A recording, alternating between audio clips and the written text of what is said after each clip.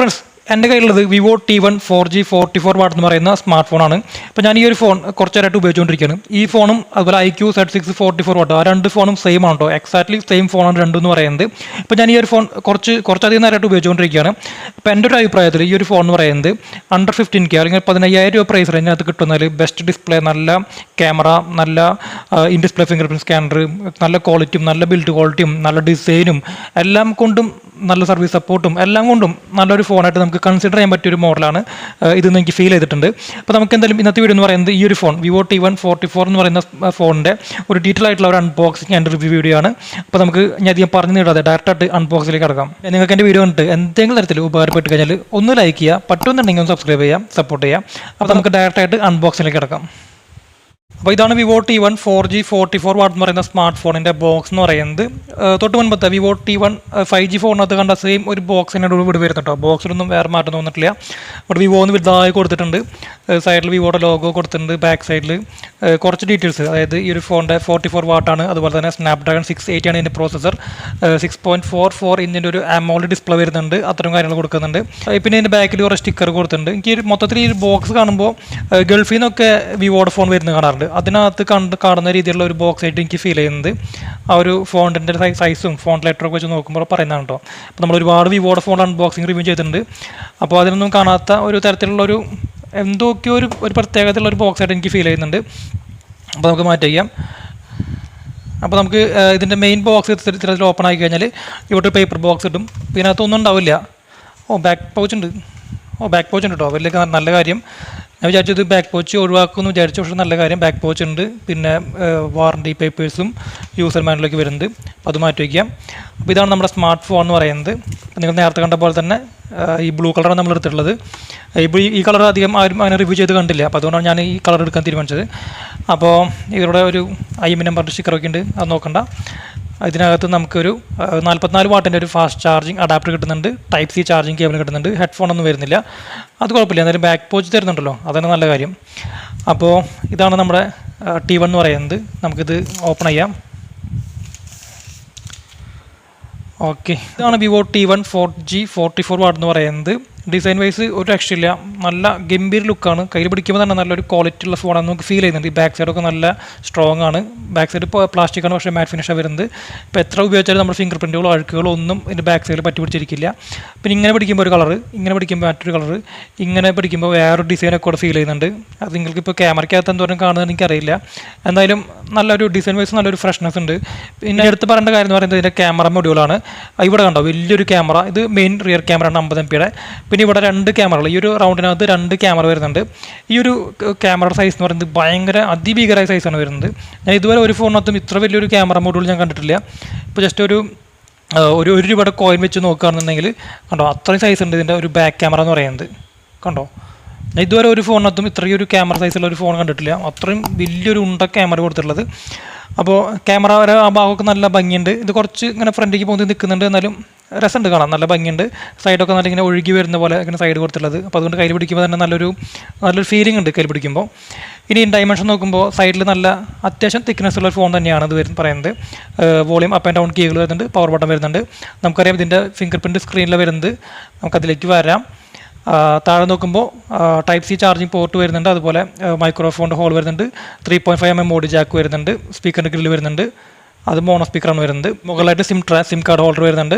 Second noise cancellation mic വരുന്നുണ്ട്. അപ്പോൾ dimensionally അടിപൊളി എന്ന് പറയാം. നല്ല ഡിസൈൻ അടിപൊളിയാണ്, കിഡോണ്. ഇപ്പോൾ കയ്യിൽ പിടിച്ച് കഴിഞ്ഞാൽ ആരും നമ്മളെ നോക്കി പോകുന്ന രീതിയിലുള്ള ഡിസൈൻ തന്നെ ഇവിടെ കൊടുത്തിട്ടുണ്ടെന്ന് പറയാം. ഡിസൈൻ വൈസ് ഒന്നും പറയാനില്ല. നല്ല ഒരു ക്വാളിറ്റി ഉള്ള ഡിസൈനാണ് ഇങ്ങനെ വരുന്നത്.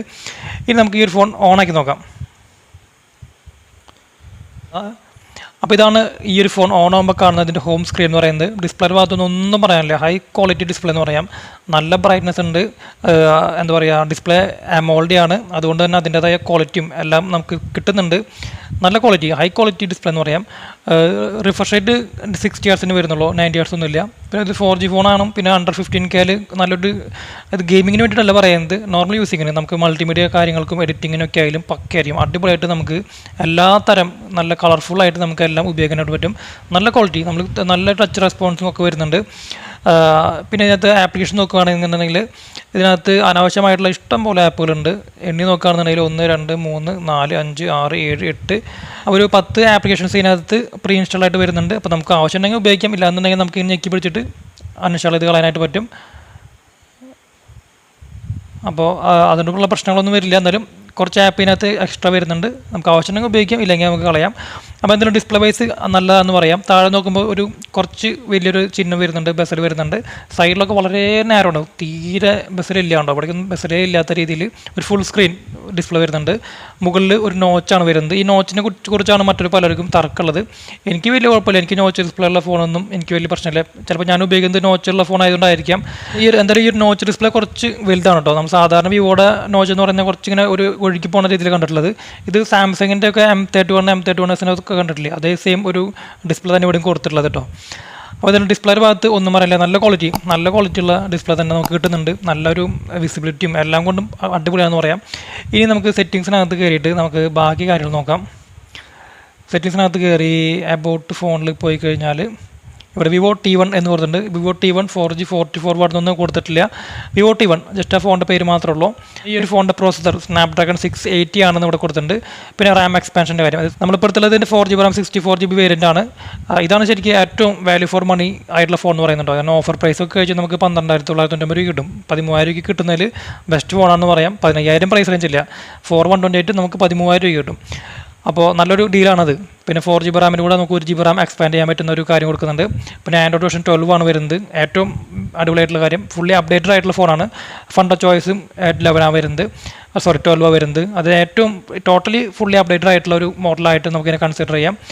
ബാറ്ററി ഭാഗത്ത് വരുമ്പോൾ 5000 mAh ബാറ്ററി വരുന്നുണ്ട്. അതിൽ തന്നെ നമുക്ക് 44 വാട്ടിൻ്റെ ഫാസ്റ്റ് ചാർജിങ് വരുന്നുണ്ട്. ഇനി അടുത്തായിട്ട് നമുക്ക് ഈ ഒരു ഫോണിൻ്റെ ക്യാമറയെ കുറിച്ച് പരിശോധിക്കുകയാണെന്നുണ്ടെങ്കിൽ ഇതിൻ്റെ ക്യാമറയെ കുറിച്ചുള്ള ഡീറ്റെയിൽ ആയിട്ടുള്ള വീഡിയോ നമ്മൾ വേറെ പോസ്റ്റ് ചെയ്യുന്നുണ്ടോ. ഞാൻ ജസ്റ്റ് ഇപ്പോൾ ഒരു ഫോട്ടോയിൽ അടുത്തുള്ള സെറ്റിങ്സ് കാണിച്ചിരുന്നുള്ളൂ. ക്യാമറയെ കുറിച്ചുള്ള വീഡിയോ നമ്മൾ തൊട്ടടുത്ത ദിവസം നമ്മൾ പോസ്റ്റ് ചെയ്യുന്നതായിരിക്കും. അപ്പോൾ നൈറ്റ് മോഡ്, കാരണം കുറേ പേര് എനിക്ക് പേഴ്സണലായിട്ട് മെസ്സേജ് അയക്കുന്നുണ്ട്. എൻ്റെ ഒരു എല്ലാ വീഡിയോയ്ക്ക് താഴെ എൻ്റെ കോൺടാക്ട് നമ്പറിലുണ്ടായി കുറേ പേര് എന്നെ വിളിച്ച് ചോദിക്കുന്നുണ്ട് ക്യാമറയ്ക്ക് എങ്ങനെയുണ്ടെന്ന് കുറേ പേര് ചോദിക്കുന്നുണ്ട്. അപ്പോൾ അതുകൊണ്ട് മാത്രം ഞാൻ വേറൊരു വീഡിയോ ആയിട്ട് ചെയ്യുന്നതായിരിക്കും. അപ്പോൾ നമുക്ക് ഇതാണ് camera, night mode, portrait mode, photo mode, video നമുക്ക് ഇവിടെ 30 FPS ഫുൾ HD നമുക്ക് 30 FPS 720 60 FPS വരുന്നുള്ളൂ. പിന്നെ മോർ സെറ്റിങ്സിനകത്ത് 50 MP camera, slow motion mode, document mode, double exposure, professional mode, live photo mode, അങ്ങനെ കുറേ ഫീച്ചേഴ്സും കൂടെ കൊടുക്കുന്നുണ്ട്. സെൽഫി ക്യാമറ 16 MP ആണ് വരുന്നത്. അപ്പോൾ ക്യാമറയെ കുറിച്ചുള്ള വീഡിയോ നമ്മൾ വേറെ പോസ്റ്റ് ചെയ്യുന്നുണ്ടോ. നമ്മളിപ്പോൾ ജസ്റ്റ് ഇതിപ്പോൾ ഒരു ഇനീഷ്യൽ ഇംപ്രഷൻ പോലെ കാണിക്കുന്നത്. ക്യാമറയെ കുറിച്ചുള്ള വീഡിയോ തൊട്ടടുത്ത ദിവസം പോസ്റ്റ് ചെയ്യും. അവിടെ ഫോട്ടോ മോഡ്, വീഡിയോ മോഡിനകത്ത് ഇത്തരത്തിൽ ഫുൾ HD റെക്കോർഡ് ചെയ്യാൻ പറ്റും. അങ്ങനെ കുറച്ച് കാര്യങ്ങളൊക്കെയാണ് കൊടുക്കുന്നത്. ക്യാമറയെ കുറിച്ചും കൂടി പറയുകയാണെന്നുണ്ടെങ്കിൽ വീഡിയോ കുറച്ച് ലെങ്ത്ത് കൂടി പോകും, അത് കാരണം ഞാൻ അവിടെ അത് പറയുന്നില്ല. അപ്പോൾ ഇതൊക്കെയാണ് Vivo T1 4G എന്ന് പറയുന്ന സ്മാർട്ട് ഫോൺ എന്ന് പറയുന്നത്. ഡിസൈൻ വൈസ് അടിപൊളിയാണ്, നല്ല ഡിസ്പ്ലേ ആണ്, നല്ല ക്വാളിറ്റി ഉണ്ട്, അത്യാവശ്യം നല്ലൊരു രീതിയിലുള്ള പെർഫോമൻസും കിട്ടും. അപ്പോൾ എന്തായാലും കൊള്ളാം, നല്ല ഫോണായിട്ട് എനിക്ക് ഫീൽ ചെയ്തു. അപ്പോൾ എന്തൊക്കെയാണ് നിങ്ങൾക്ക് ഈ ഒരു ഫോണിനെ കുറിച്ചുള്ള നിങ്ങളുടെ അഭിപ്രായം നിങ്ങൾ താഴെ കമൻറ്റ് ചെയ്യുക. അപ്പോൾ മറ്റൊരു വീഡിയോയിൽ വരുന്നവരെ താങ്ക്സ് എ ലോട്ട്.